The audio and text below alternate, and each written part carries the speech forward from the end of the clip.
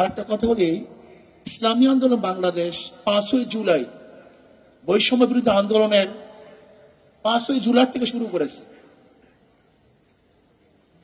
4 August শাহবাগে আমি বলেছিলাম বিকালে যে আগামী 5 তারিখ জনগণের গণভবন জনগণ দখল করবে।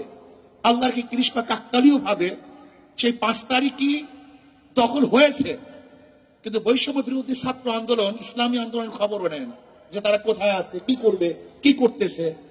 আজকে বাংলাদেশে এত পরিবর্তন হয়েছে, আমি প্রশ্ন করি ইসলামী আন্দোলনের সাথে কি পরামর্শ করা হয়েছে?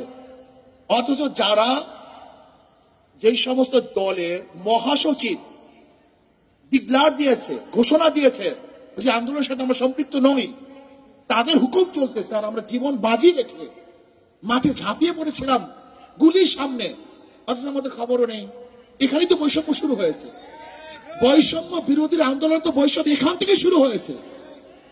এই বৈষম্য বিরোধী আন্দোলন যদি এখান থেকে বৈষম্য শুরু হয়, মনে রাখতে হবে প্রথম ছিদ্র হয়, সেখান থেকে প্রলয় সৃষ্টি হয়। ইসলামী আন্দোলনকে যদি বৈষম্য বিরোধী আন্দোলন গুরুত্ব না দেয়, তাহলে ইসলামী আন্দোলনের প্রথম তাদের বিরুদ্ধে মুখ খুলতে বাধ্য হবে। এবং রাখতে হবে ইসলামী আন্দোলন সবসময় সত্য এবং সঠিক কথা বলে আসছে, বলতে থাকবে, বলবে ইনশাআল্লাহ। আমরা জীবন বাজি রেখে ঝাঁপিয়ে পড়েছিলাম। ইসলামী আন্দোলন বাংলাদেশ দলীয় ভাবে এককভাবে বাংলাদেশের অন্য কোনো দল ব্যানার নিয়ে এবং আমাদের পর্যায়ে কোনো লিডার এই বৈষম্য বিরোধী আন্দোলন অংশগ্রহণ করে নাই। ইসলামী আন্দোলন বাংলাদেশ আমাদের পর্যায়ে লিডার জীবনের বাজি রেখে বৈষম্য বিরোধী আন্দোলন সাকসেস করেছি। অথচ দেখা যায় ইসলামী আন্দোলন বাংলাদেশের খবরই নেয় না, এরা আসি কি তা জানাও যায় না।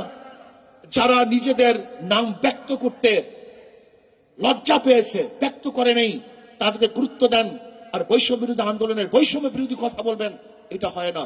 আসেন শিক্ষা সংস্কৃতি করি, এদেশকে সংস্কৃতি আল্লাহ আমাদের সবাইকে কবুল করে নেন।